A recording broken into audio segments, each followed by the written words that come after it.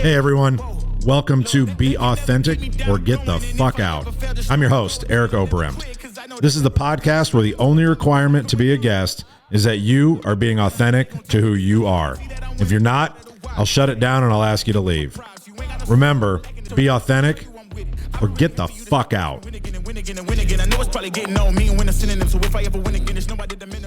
Hey everybody, welcome back to another episode of Be Authentic or Get the Fuck Out. I am Eric Oberemt, your host. Thanks again for tuning in.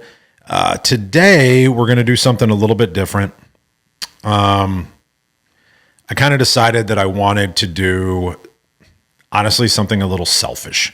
I wanted to do a podcast about the people that you spend time with, and the people that are in your life, and whether that's talking about taking them for granted or being intentional about the time that you spend with them. I think that it's really important, and I haven't got a lot of opportunities to talk about my past and my grandfather.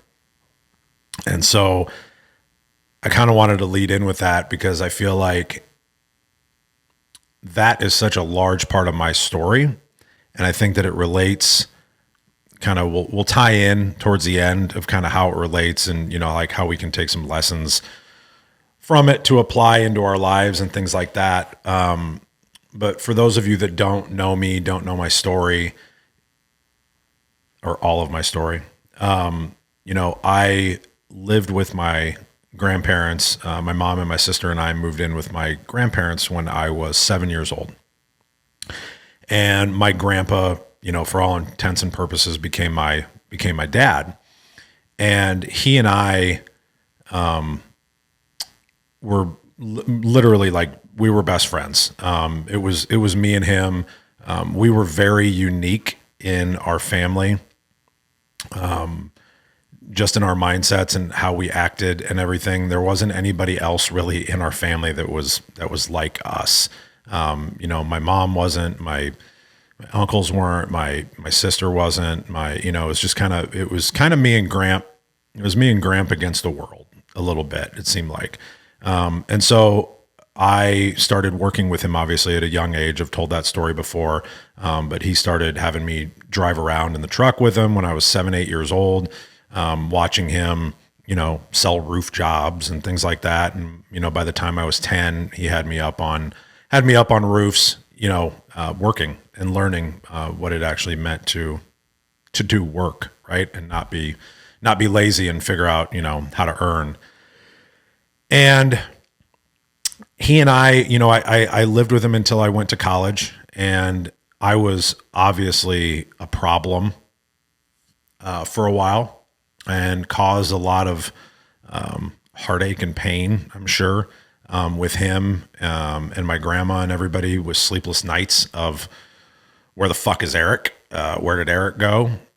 More so probably when I was in college. And, I was leaving trucks on the side of the road, and they're calling the house and saying, "Hey, your truck's on the side of the road." And he's like, "My truck's in the fucking driveway." And they're like, "No, the other truck is on the side of the interstate," because drunk piece of shit Eric fucking fell asleep at the wheel and slammed into a semi, and the truck broke down, and I had to leave it on the side of the road and get a ride at a exit so I could get back to somebody's house. But it was 1998, and so I had a flip phone, and the flip phone went dead, so I couldn't even call anybody, and I couldn't find a charger, and it's a whole thing. And one of the things that I talked about in the last speech that I gave was that I know for a fact that I bet I took 5 years of life off of my grandpa, which is something that I have to live with every single day. Now, if you ask other people in my family and, friends and whatever, they'll all be like, "Oh, you didn't do that. He was old and he got sick and blah, blah, blah." I still truly believe that. I think that I definitely, the stress, the amount of stress and just bullshit that I fucking put the person that I cared about the most in my life through, I know that it took years. I know that I took years off of his life, and that's something hard to process. And the reason that I say that is to say this. You know, we all go through struggles. And our story, our journey is a story. Our story isn't over until we're done. But what are we doing with the struggle? What are we doing with the heartache that we may have caused in our past? Are we doubling down on that and, not improving? Are we owning it, or are we kind of living in it? Right. And I try to do everything that I can to not move past it, but to remember it. So I hopefully don't make the same mistakes again. And that's not just in my past of, drinking and using and things like that to obviously like not ruin lives, but, there's personality tendencies and, things like that obviously like we have to work on all the time. That if we're not intentional about recognizing them, we're going to affect people in the same negative way or the same negative light that we may have done in our past. And to me, that's unacceptable. But the problem is that I know that I still do it. I still do it on occasion.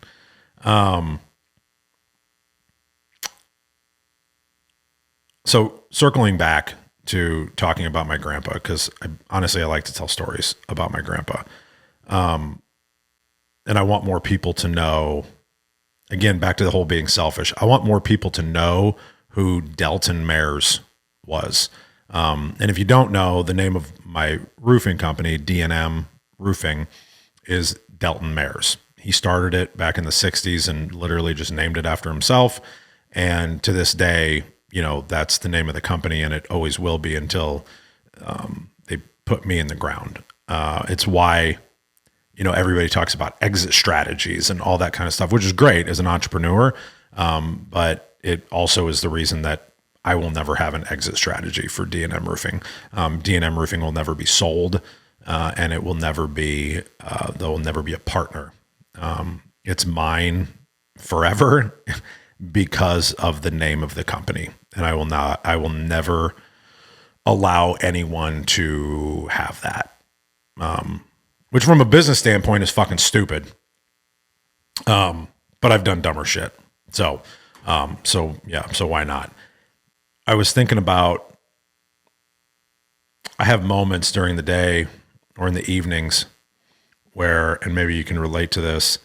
When my grandpa passed away, he died a little over 6 years ago. So Tegan's 6.5, and my grandpa got to see Tegan for, I think, 2 months of her life almost. And which was amazing that got to happen, obviously, because that was literally all he wanted to do was to meet Tegan.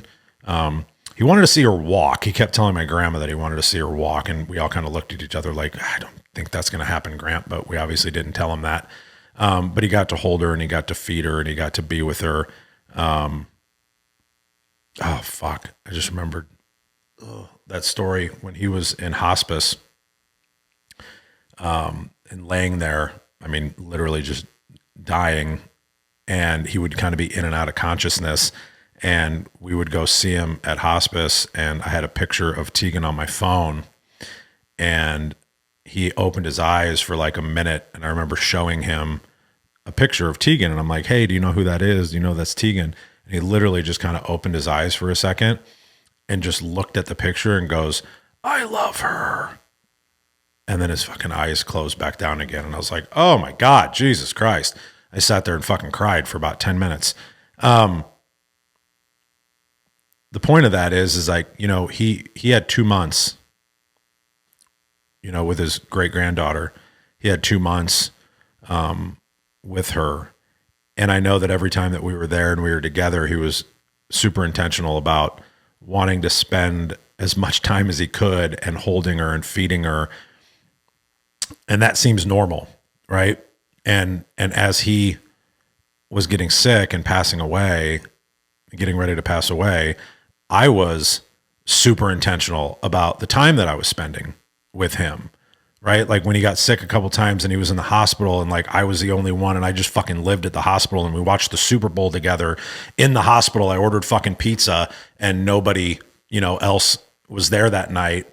Not like ill intention wasn't there, just no one else was there. And it was me and him hanging out, watching the fucking Super Bowl, eating pizza. But when somebody's going through something, it's so easy to be intentional about spending time together. Why do people need to get sick? Why do people need to get sick for us to care about them more? Why do people need to get sick or be dying or going through something for us to want to spend that time together with the people that we know that we care about? I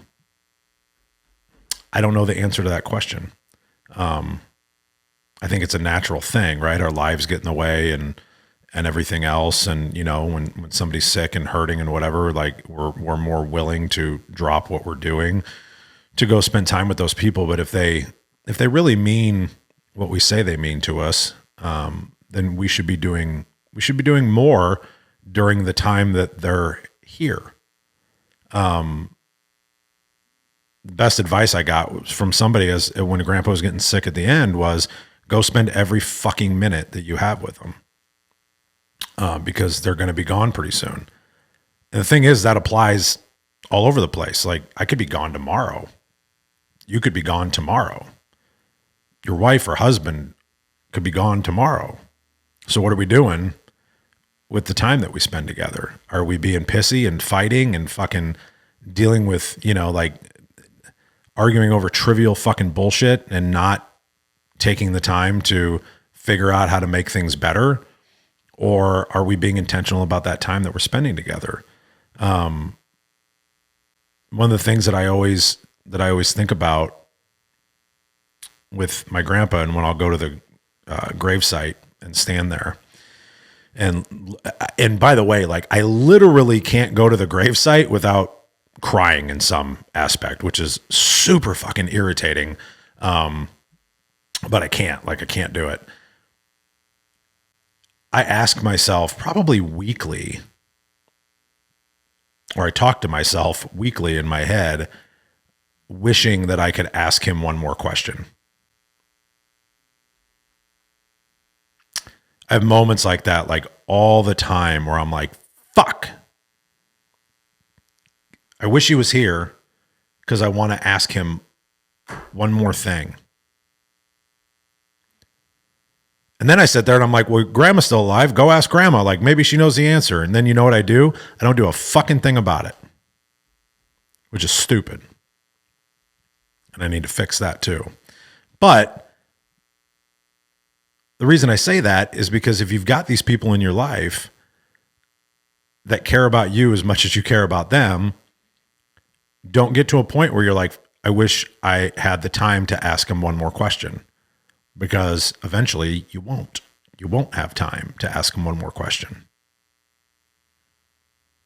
Because I'll go through business shit or personal shit and feel like I have absolutely no one to talk to because he was my guy. He was my guy that I could talk to, that would listen to anything that I did, good, bad, or otherwise. He was the one that bailed me out of jail. He was the one that was there when I went to rehab and lived at the rehab facility with me for 5 days and went to sessions and counseling and all the bullshit. And my mom did too.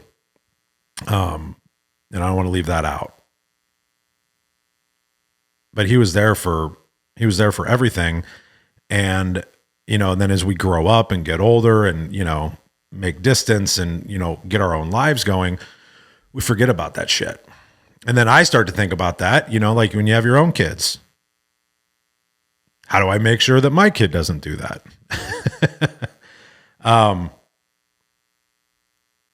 Be the person people wish they had more time with when you're gone. I tell all those stories in the beginning, one, because I just wanted to have a free fucking therapy session on my own, and y'all just got to fucking listen to it so I can feel better. But the purpose of me telling all those stories is it made me realize that I want to be the person when I'm gone that people are like, fuck, I wish I had one more day with him. That's who I want to be.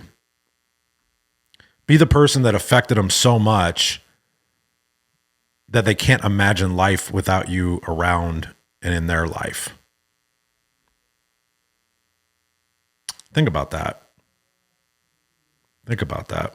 So many people just die and they didn't affect anyone. And they just existed. Don't just exist. Don't just exist. Do something, be something, affect people, affect others. Even if that's just in your family, right? That's a great place to start.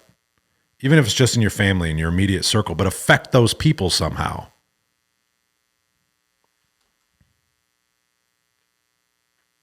Listen to people. I think that one of the way that we affect people is by listening. We talked about this on a previous podcast for a hot second, and we didn't get to go deep into it. But I think that one of the reasons that the people that affect the most people have an ability to be empathetic. They have an ability to put themselves in other people's shoes and understand what they're going through, or understand at least what their mindset is.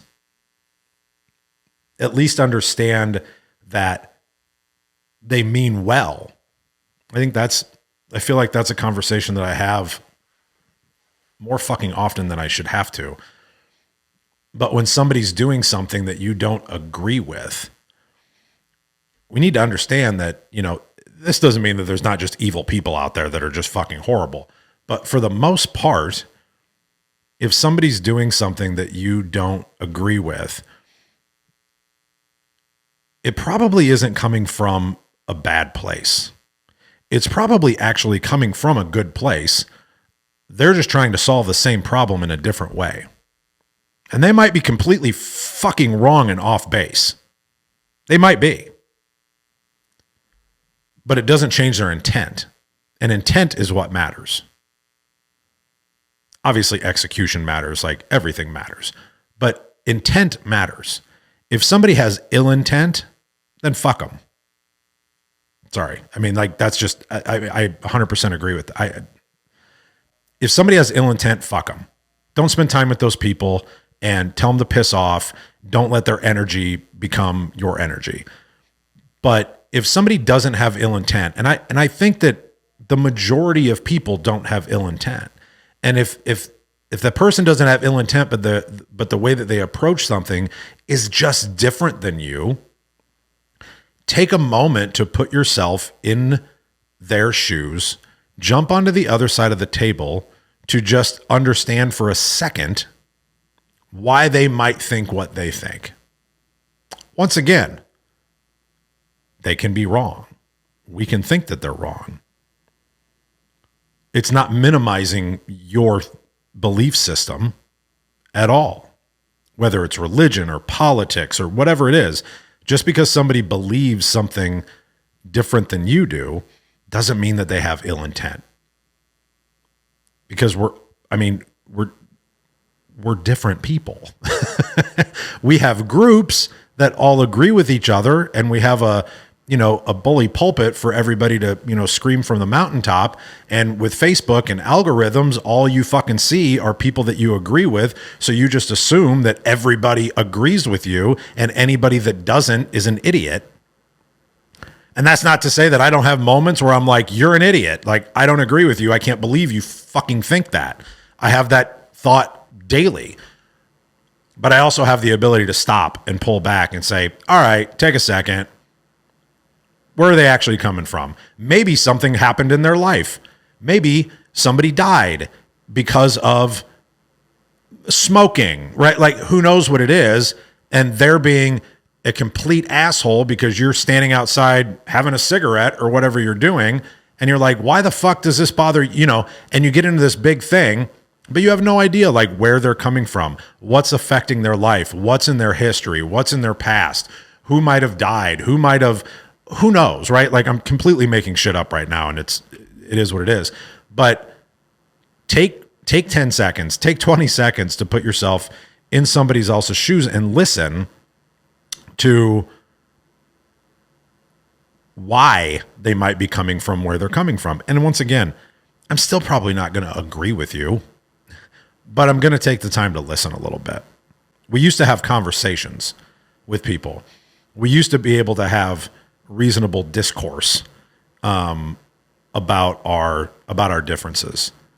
And we don't get to have that anymore. And I think that's a really sad thing. Because I love having like open conversations, specifically with people that I don't understand their backgrounds. I love fucking learning about other people and like their path and their history, right? Like people come up to me and want to hear about my story of recovery because they don't understand recovery. They don't understand being a drunk and doing mountains of cocaine and, pissing your whole life away and your family. And, like people don't understand that. They're like, just fucking stop. Well, it's not that easy, asshole. Like you got to do certain things. I love hearing about how people grew up in, certain religions that I don't understand. I love hearing about people growing up in just completely different ways of life that I had absolutely no radar on because I grew up in white suburban Omaha Elkhorn, right? Playing football as a jock. That was my life, right? I got exposed to some other things as I grew up, got older and traveled and that. But like, I mean, I was in a bubble. You probably grew up in your bubble, whatever that bubble looked like. But do we take the time to go learn about other people and their stories and how certain things affected them? I don't think we fucking do that anymore. As a general group, I don't think we do that anymore. There's people that do it. And if you're listening and you do it, good for you. Like, I'd like to be your friend. But I don't think we do that enough. And I think that we should be intentional about doing that a little bit more. So, again, I wanted to use this today. Honestly, I was just being selfish because I wanted to talk more about my grandpa. And I'll kind of close it with this story. The kind of person that I want to be and that hopefully you want to be if you're listening to this. When my grandpa passed away and I gave the eulogy, I barely made it through it, by the way. Like, I mean, I cried like a fucking 7-year-old little girl that got scolded, for something with that, like that kind of fucking crying. Like it was awful, but I got through the eulogy and I remember at the end, they, had everybody go out of the funeral home, whatever. And, I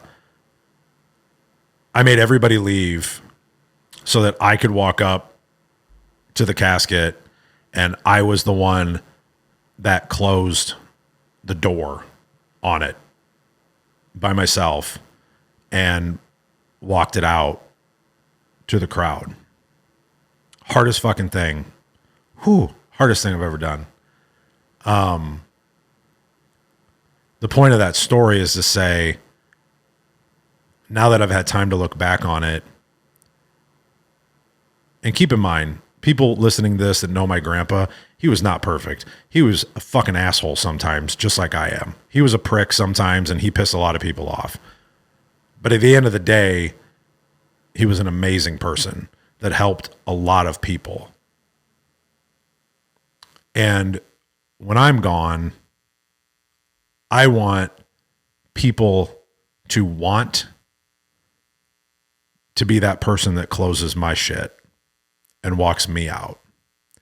And that's the kind of story that I want to leave behind and that I want people having conversations like this about. So I have to be intentional about everything that I do daily to continue to be that person. I am not perfect at that. I have really bad fucking days. I might have really bad months. But I like to think that at least I'm cognizant of it. And if I'm doing something wrong, I will take the time to adjust it. And so hopefully that's something that you got out of this. Let's be that person that people want to be there to close your casket, and that you're the person that people wish they had time to ask that one more question, because I would give 10 years of my life to have him back for a day to hang out with and tell him what's been going on and ask him a couple of questions. And now that my eyes are watering up, we're going to fucking end this podcast. Thank you for taking the time to listen to this. I hope you made it to the end.